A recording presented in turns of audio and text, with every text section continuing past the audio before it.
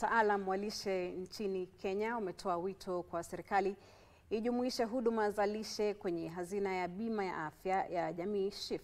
Akizungumza wakati wa kufungwa kwa kongamano la 5 la kimataifa kuhusu lishe lililoandaliwa Mlolongo, kaunti ya Machakos, afisa mkuu mtendaji wa taasisi ya masuala ya lishe Daktari David Okeyo alisema hatua hiyo itasaidia kushughulikia kikamilifu magonjwa yanayowakumba Wakenya.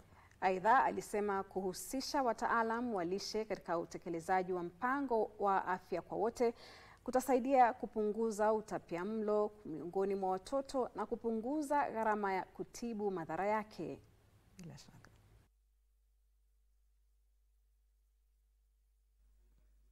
Akizungumza wakati wa kufungua kongamano la 5 la kimataifa kuhusu lishe, afisa mkuu mtendaji wa taasisi ya masuala ya lishe Dr. David Okeyo alizitaka serikali za kitaifa na kaunti kutilia maanani huduma za kinga, uhamasishaji na urejeshaji wa afya kuambatana na mkataba wa shirika la afya duniani. So if we are losing 373.9 billion, then it means this is where our money goes. For this one to be tackled, we need nutrition professionals in the country. And we're not going to negotiate this less. Mkurugenzi wa shirika la kimataifa la lishe nchini Kenya, Dr. Martha Nyagaya, alisikitika kwamba majukumu ya lishe yamegawanywa kwa wizara na idara mbalimbali, jambo linaloathiri juhudi za pamoja za kukabiliana na utapiamlo nchini. Malnutrition costs Kenya about 6% of the GDP annually.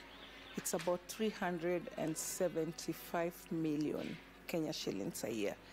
And it costs Kenya that money not because we have too many malnourished people, but because our approach to addressing malnutrition in this country is curative and rehabilitative.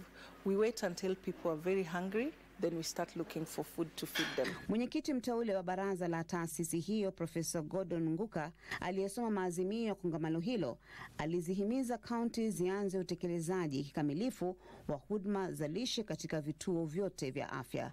Include nutrition services and products into Social Health Authority insurance.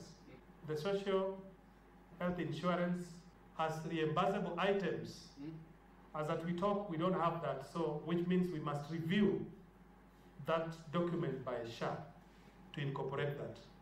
Establish and operationalize Directorate of Nutrition and Dietetics Services for effective and efficient leadership and governance. Kongamano hilo la siku 5 lilihudhuriwa na zaidi ya washiriki 2,000 kutoka ndani na nje ya nchi.